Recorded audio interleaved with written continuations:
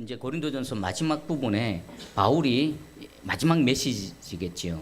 근데 보니까 조금 당황스럽기도 하고 의아스럽기도 합니다. 21절, 23절, 24절은 그냥 편지를 마무리하면서 이제 인사하는 마무리 인사고, 실질적인 마지막 메시지는 22절 말씀입니다. 근데 22절에서 마지막 메시지로 그 내용이 뭡니까? 저주를 선언하고 있습니다. 만일 누구든지 주를 사랑하지 아니하면 저주를 받을지어다, 받을 것이다가 아니라 저주를 받아라라고 선포를 하고 있습니다. 아니, 사도 바울이 어떤 사람입니까? 그 사랑의 예수님, 그 십자가와 우리 주 예수 그리스도만 전했던 바로 그런 사도지 않습니까? 그런데 고린도 교회에다가 마지막 이 메시지를 저주를 선언하고 있습니다. 이 저주가 뭘까요? 그냥 욕하는 게 아닙니다. 이건 신적인 심판이고요, 하나님으로부터 되어진 영원한 멸망의 상태를 지금 선언하고 있는 것입니다. 바울의 서신서를 쭉 보면요, 고린도전서 16장 22절뿐만 아니라 갈라디아서 1장 8절 9절에 보면은 거기서도 저주를 선언하는 내용이 나옵니다. 딱 두 개가 있습니다. 그러면 이 위대한 사도 바울이 성도들을 향해서 이 저주라는 표현을 쓸 그만한 이유가 있었겠죠. 그럴 수밖에 없는 어떤 상황이 있었을 것입니다. 오늘 말씀을 통해서 바울이 이 왜 마지막에 이 저주를 선언하는가? 누구를 향해서 저주를 선언하는가? 어떤 상황에서 저주를 선언하는가? 그리고 이 말씀이 오늘날 저와 여러분 한국교회 나에게는 어떻게 적용이 되어질 것인가? 이 부분을 한번 살펴보기 원합니다. 먼저 그러면 갈라디아서에서는 무엇 때문에 저주를 선언했는지 볼게요.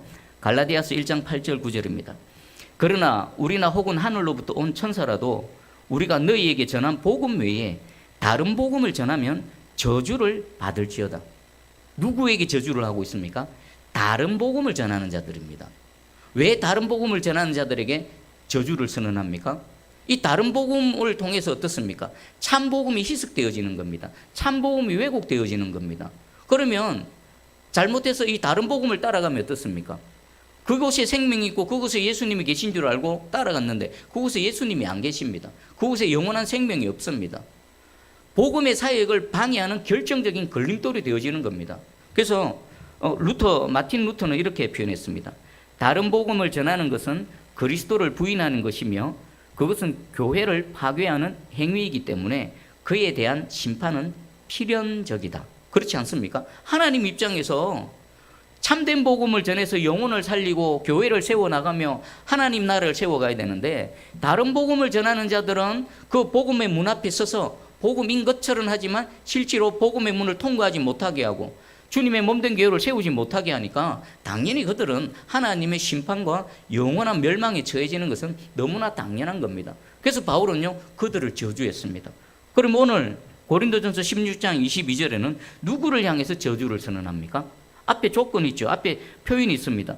주를 사랑하지 아니하면 저주를 받을지어다. 아멘. 이 말씀은요, 2000년 전에 고린도 교회 성도들에게만 선포되어지는 말씀이 아니라 오늘 하나님 앞에 나와 있는 저와 여러분에게도 동일하게 선포되어지는 말씀인 줄 깨달으시기 바랍니다. 누구에게 저주가 선언된다고요? 주를 사랑하지 아니하면, 누구라도 주를 사랑하지 아니하면 저주를 받을지어다라는 것입니다. 그러면 주를 사랑하지 않는 것이 뭘까요? 입으로 주여 주여라고 표현하는 것과 주를 사랑하는 것과 다를 수가 있습니다. 주님을 위해서 주의 이름으로 무언가를 행하고 있지만 우리 마태복음에 보면요, 주여 주여 우리가 주의 이름으로 이것도 하고 저것도 행하고 선지자 노릇도 하고 주의 이름으로 더러운 귀신도 내쫓고 많은 일들을 하지 아니하였습니까? 라고 했을 때 주님, 나는 너희를 모른다. 왜 그들을 모른다고 했을까요? 여기에 해당되는 겁니다. 여러분 생각해 보십시오. 주를 사랑하지 않고도 주의 사역을 행할 수 있습니다. 주님을 사랑하지 않고도 주님의 몸된 교회에서 직분도 맡을 수 있고요, 이 모양 저 모양으로 여러 가지 것들을 행해 나갈 수가 있는 것입니다. 그런데 주님이 요구하시는 가장 중요한 요소는 뭡니까? 첫 스타트, 주님을 사랑하는 것. 이 시간 여러분의 마음에 한번 질문해 보시기 바랍니다. 나는 진정 여호와 하나님을 사랑하는가? 우리 주님을 사랑하는가? 주님을 사랑하지 않는 것은요, 그리스도를 인정하지 않을 뿐만 아니라 그리스도를 거절하는 것, 그리고 좀 더 깊이 들어가면요, 예수님에 대해서 무관심한 겁니다. 몸은 나와 있지만, 예배는 드리지만, 교회에는 출석하지만 예수님을 알지 못하는 겁니다. 예수님을 마음으로 사랑하지 않는 겁니다.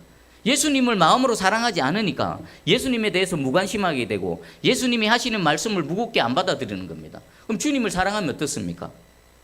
주님이 내 인생에 가장 귀하고 가치 있는 존재가 되어지는 겁니다. 주님이 내 인생의 주인이 되어지는 겁니다. 주님 말씀하시면 그 말씀이 무엇인가 귀를 열고 두 눈을 똑바로 뜨고 듣는 겁니다. 그리고 어떻습니까? 내 마음과 내 삶이 주님 말씀하시는 곳 쪽으로 향해 가는 겁니다. 순종하는 겁니다. 주를 사랑함으로 헌신하고 주를 사랑함으로 또 충성하며 주님의 뜻을 이루어 드리는 삶을 살아간다는 것입니다. 여기에 대해서도요, 매튜 헨리 주석에는 이렇게 표현되어 있습니다. 그리스도를 사랑하지 않는 자는 그분을 따르지 않으며 그들에게 남는 것은 하나님의 진노뿐이다. 그리스도를 사랑하는 것, 주님과의 사랑의 관계. 주님은 모든 피조물들을 사랑합니다. 모든 피조 세계를 사랑하시고요, 창조주로서의 사랑도 있고요, 구원자 하나님으로서의 사랑도 우리를 사랑하십니다. 그런데 그 하나님의 사랑과 우리가 연결되어지려면요, 우리 역시나 그 주님을 사랑해야 됩니다. 여기서부터 시작되어지는 겁니다. 신앙의 첫 스타트고요, 신앙의 시작이 내가 주를 사랑하는가라는 것입니다. 오늘 이 시간 저와 여러분이 지금 하나님께 예배드리러 나왔습니다. 어떤 심정으로 나왔습니까? 주님을 사랑함으로 나와야 되는 겁니다.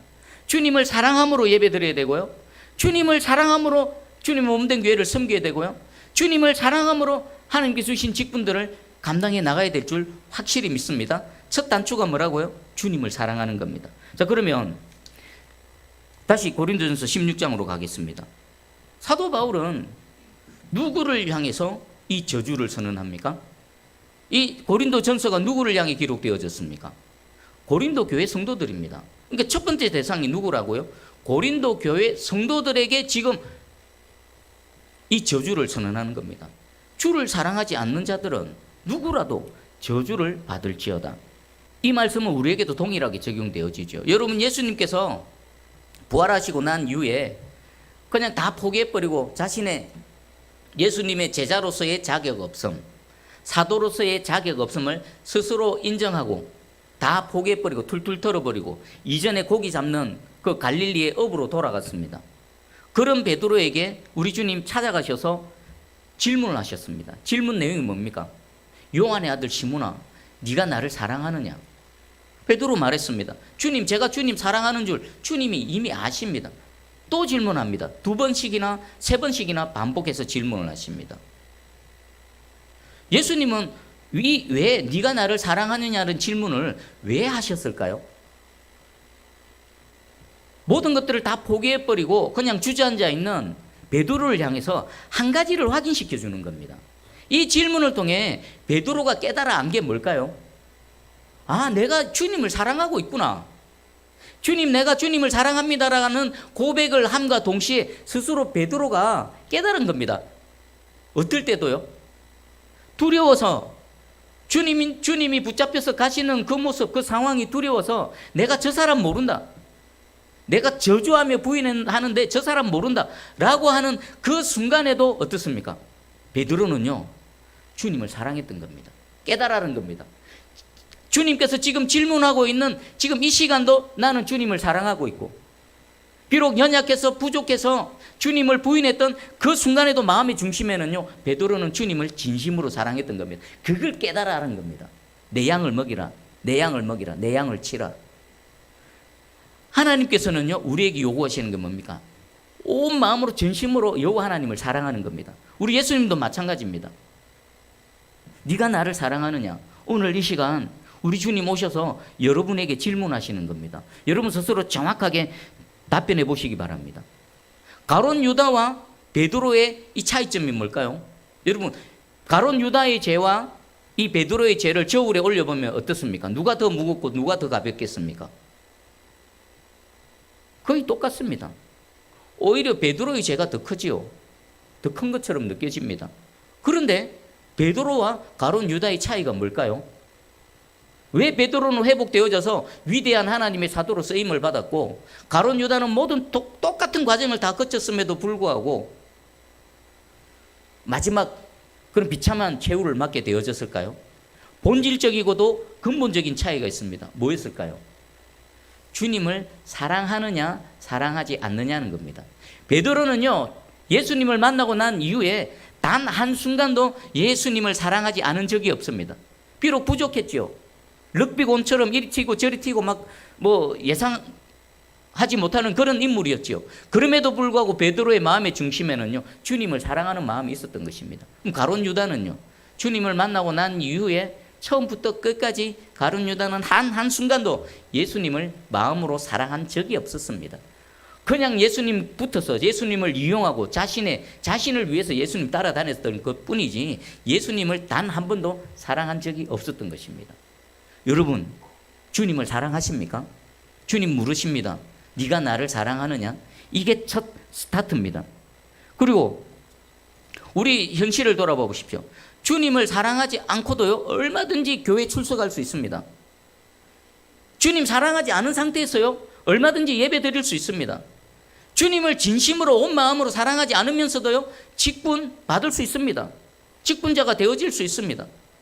주님을 사랑하지 않으면서도요, 이것저것 구제도 하고 봉사도 하고 헌신도 할 수 있습니다. 근데 주님 제일 먼저 확인하는 게 무엇입니까? 네가 나를 사랑하느냐라는 것입니다. 교회에 출석한다고 안심하면 안 됩니다. 그냥 계속 예배 빠지지 않고 예배 드린다라고 해서 여러분 안심하면 안 됩니다. 내가 직분자라고 해서 안심하면 안 됩니다. 우리가 어떨 때 안심할 수 있습니까? 내가 진정으로 주님을 사랑하느냐. 거기서 우리는 진정한 영적인 평화와 영적인 안정을 얻을 수 있는 것입니다. 오늘 이 시간 우리가 주님을 사랑하긴 사랑하되 더 깊이 더 많이 사랑하는 저와 여러분 되기를 주의 이름으로 축복합니다. 비록 막 사람의 관점에서 객관적인 기준으로 봐서는 뭔가가 부족하고 모질하고 아직도 가야 될 길이 멀고 험난할지라도 그 마음의 중심에 주님을 진정으로 사랑하는 마음이 있으면 주님 어떻게 하신다고요? 주님 인정해 주시는 겁니다. 그래, 네가 나를 아는구나. 그래, 네가 나를 사랑하는구나. 내가 너를 안다. 주님 사랑하는 거, 이것이 첫 번째입니다. 자, 그러면 두 번째 대상이 있습니다. 두 번째 대상들은 누굴까요? 고린도 교회 안에 있는 어떤 특정한 집단들입니다. 누구겠습니까? 지금 고린도 교회 안에는요, 많은 문제들이 일어납니다. 우상숭배 문제, 파당의 문제, 음행의 문제, 그리고 또 이런저런 여러 가지 능력들이 나타남을 통해서 자랑하고 교만의 문제, 다양한 문제들이 나타나는데 오늘 주를 사랑하지 않는 자들은 저주를 받을지어다라는 바울의 경고의 메시지는요, 바울이 어쩌면 그 고린도 교회 내에서 여러 가지 문제를 일으키고 있는 특정한 집단들을 염두에 두고 한 말임에 틀림이 없습니다. 여러분 생각을 해보십시오.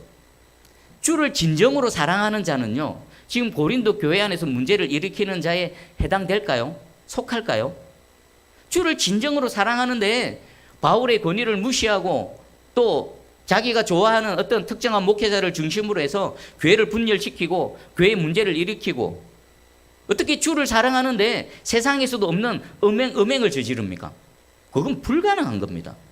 어떻게 주를 사랑하는데 주께서 주신 여러 가지 은사들과 능력들이 강하게 나타난다라고 해서 그것이 없는 사람들을 향해서 무시하고 비난하고 비판하고 그럴 수 있겠습니까?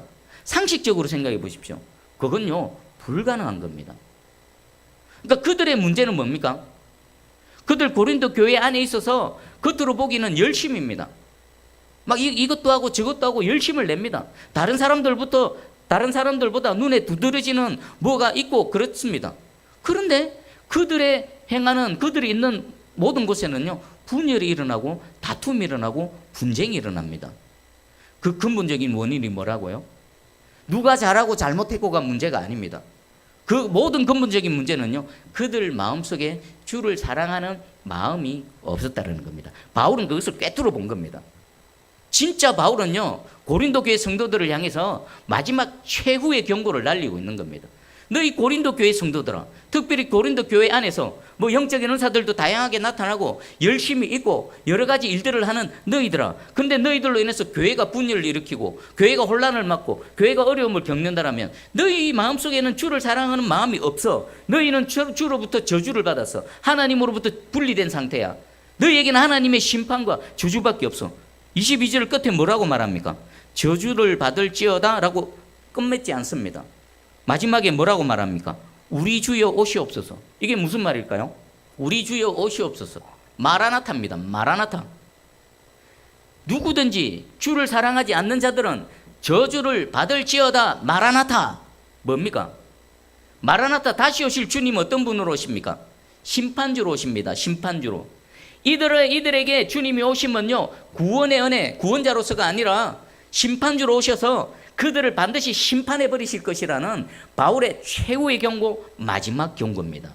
자, 이 한 절 말씀이 오늘날 우리 새순교회와 더 나아가서 한국교회에 주시는 동일한 경고의 메시지가 되기를 주님의 이름으로 축복합니다. 그러니까 우리 신앙에 있어서 가장 중요한 핵심 요소가 뭡니까? 예수 그리스도를 사랑하는 겁니다. 우리가 어떨 때 예수 그리스도를 사랑하게 됩니까? 예수님을 모르면요, 사랑할 수가 없습니다. 예수님께서 나에게 행하신 그 크신 은혜와 사랑을 모르면요, 절대로 예수님을 사랑할 수 없습니다. 바울이 왜 십자가에 달리신 예수 그리스도만 전했을까요? 그 예수님, 십자가에서 달리신 그 예수님, 십자가에서 물과 피를 다 쏟아내셔서 우리를 구원하시기 위해서 목숨까지 아낌없이 내어놓으신 그 예수님을 전함을 통해 그 속에서 뭐가 일어나는 겁니까? 예수님을 사랑하는 마음이 일어나는 겁니다. 예수님을 알지 못했고 예수님이 나를 위해 어떤 일을 행하셨는지 모를 때는 예수님을 사랑할 턱이 없죠. 방법이 없죠. 도리가 없죠. 그런데 예수님, 십자가에 달리신 예수 그리스도를 선포함을 통해, 그 예수님을 들음을 통해 나를 사랑하신 예수님, 그분을 사랑하는 마음이 속에서 불일듯이 일어나는 겁니다. 그것을 통해 신앙의 첫 스타트가 시작되어지는 것입니다.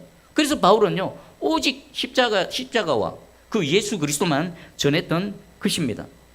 여러분, 오늘 이 말씀을 듣는 중에 우리 심령 속에 예수 그리스도를 향한 사랑이 불일듯이 다시 일어나기를 주의 이름으로 축복합니다. 우리 요한계시록에 우리 예수님, 예수 그리스도를 그 에베소 교회를 향해서 책망하실 때 책망의 내용이 뭡니까? 너희가 첫사랑을 잃어버렸다. 그러니까 에베소 교회는요, 그냥 첫사랑을 잃어버렸네. 처음 사랑, 예수님 만났을 때의 그 처음에 그 감격과 뜨거운 그 사랑을 그냥 잃어버렸네 정도가 아니라, 오늘 이 말씀과 연계해서 이 에베소 교회에 대한 책망의 말씀을 한번 연결시켜 보면요, 에베소 교회는요, 엄청나게 영적으로 위험한 상태에 빠져 있는 겁니다. 개개인뿐만 아니라 교회 공동체도, 에베소 교회 공동체도 주님을 향한 사랑이 식어져 버린 겁니다. 식어진 건지 아니면 잃어버렸다는 것은 어떻습니까? 잃어버려서 없는 겁니다. 그러면 그 상태에 계속 놓여 있으면 에베소 교회 성도들의 마지막 어디입니까? 이 사랑이 없어요. 이 사랑이 없어. 이 사랑이 없는데도 교회로 존재하고요, 예배도 드리고요, 이것도 하고 저것도 하고 있습니다. 근데 이 첫사랑이 회복되어지지 않으면 에베소 교회 성도들 어떻게 될까요? 저주받은 겁니다. 저주. 하나님으로부터 분리되어졌고 하나님의 진노 아래에 있고 하나님의 심판의 대상이 되어지는 겁니다. 그들에게 마라나타가 되어지면요, 우리 예수님은요, 구원자로서가 아니라 심판주로서 그들을 심판해 버리실 것입니다. 개인이든 교회 공동체든 주를 향한 사랑, 이게 첫 시작이고요, 우리의 모든 삶도요, 주를 사랑하는 마음으로 여러분 충성하고 헌신하시기를 축복합니다. 그리고 이 사랑의 마음이 주님 다시 오실 때까지 계속 지속되어지고 유지되어지기를 주의 이름으로 축복합니다. 그럴 때의 마라나타가 우리에게 진짜 구원의 마라나타, 천국의 입성의 마라나타가 되어지는 겁니다. 이 사랑이 없으면 아무리 살아있는 동안에 뭐 주의 이름으로 무엇도 하고 뭐 직분도 수행하고 예배도 드리고 뭐 구제도 하고 선교도 하고 봉사도 하고 했는데 이게 없으면요, 하나님과 상관없는 겁니다. 나 너 몰라. 우리 인간편에서 아무리 주여 주여 내가 평생을 헌신했는데 어찌 이럴 수 있습니까? 너 사랑이 없어. 나 너 몰라. 라가 되어지는 겁니다. 자, 그리고 이것을 좀 더 한 걸음 더 나가면 어떤 교회 공동체 안에 뭔가 분쟁이 있고 다툼이 있고 분열이 있으면요, 그 교회 안에는 누가 있는 겁니까? 주를 사랑하지 않는 자들이 있는 겁니다. 그러면 그 분쟁이 자주 일어나고 또 다툼이 자주 일어나고 더 크게 일어나고 교회가 혼란스러우면 어떻습니까? 교회 공동체 안에 구성원의 비중이 주님을 사랑하는 자의 비중과 주님을 사랑하지 않는 자의 비중이 어떻습니까? 주를 사랑하지 않는 자들의 비중이 크면 클수록 교회는요 자주 혼란에 빠지고요, 자주 싸울 것이고요, 자주 다투고요, 엄청난 분쟁 속에서 날마다 그러고 있을 것입니다. 그러면 이 문제를 해결하기 위해서는 어떻게 될까요? 교회 공동체 안에 모두가 다 모양도 다르고요, 기질도 다르고요, 받은 은사도 다르고요, 뭐가 충성하고 헌신하고 섬기는 모양은 다 다릅니다. 그런데 공통분모 딱 하나, 이루어져야 될 공통분모 하나, 뭡니까? 주를 사랑하는 마음. 주를 사랑하는 자들로 교회가 구성되어져야 되는 겁니다. 그럴 때 어떻습니까? 주 안에서 하나가 되고요, 진정 연합된 모습으로 주님의 뜻을 이루어드리는 그런 아름다운 공동체가 되어질 줄 확실히 믿습니다. 먼저 제가, 그리고 여러분 개개인이 주님을 진정으로 사랑하는 자, 주님만이 나의 모든 것 되십니다. 주님만이 나의 생명 되십니다. 주님만이 나의 능력 되십니다. 오직 주님 한 분만을 사랑하며 나아가는 그런 저와 여러분 되기를 간절히 소망합니다. 그리고 우리 새순교회 몸담고 함께 신앙생활하는 구성원들 모두가 정도의 차이는 있을지라도 그 마음의 중심에는 우리 주를 사랑하는 그런 사람들로 모여서 함께 예배도 드리고 함께 주님의 그 뜻을 이루어드리기 위해서 이것도 하고 저것도 하는 그런 공동체가 되기를 간절히 소망합니다. 그럴 때 어땠습니까? 그 끝에 주님이 기뻐하시는 아름다운 열매들로 주렁주렁 맺힐 뿐만 아니라 우리 개인과 새순교회를 통해서 하나님께서 영광 받으실 줄 확실히 믿습니다. 아멘. 먼저 개인의 신앙을 점검해 보시기 바랍니다. 내가 진짜 예수님을 사랑하고 있는가? 그냥 형식적인 종교 생활에 빠져 있지는 않는가? 그리고 우리 새순교회 공동체를 또 볼 때에 우리 공동체 안에 우리 교회가 건강하게 성장하고 하나님의 그 은혜가 나타나기 위해서는요, 이런 주님을 사랑하는, 그냥 우리끼리 사랑하는 그런 게 아니라 본질적으로 우리 개개인이 주님을 사랑하는 그런 공동체가 되어질 때에 우리를 통해서 하나님의 영광이 나타날 줄 믿습니다. 그리고 우리는 복음의 순수성을 지켜야 됩니다. 우리 신앙의 모든 것들 액기스는 뭡니까? 주님 사랑하는 데서 시작되어지는 겁니다. 주님 사랑이 아닌 다른 어떤 동기, 다른 어떤 목적, 그것은요 오염되어진 겁니다. 그 오염은요 점점 타락하게 되고요, 부패하게 되고요, 신앙을 왜곡시킬 겁니다. 우리 신앙의 순수성을 지켜나가기 위한 핵심적인 요소, 주를 사랑하는 겁니다. 오늘 이 말씀이 우리 개인의 신앙의 회복과 우리 새순교회의 신앙이 온전히 회복되어지기를 주님의 이름으로 축복합니다. 아멘.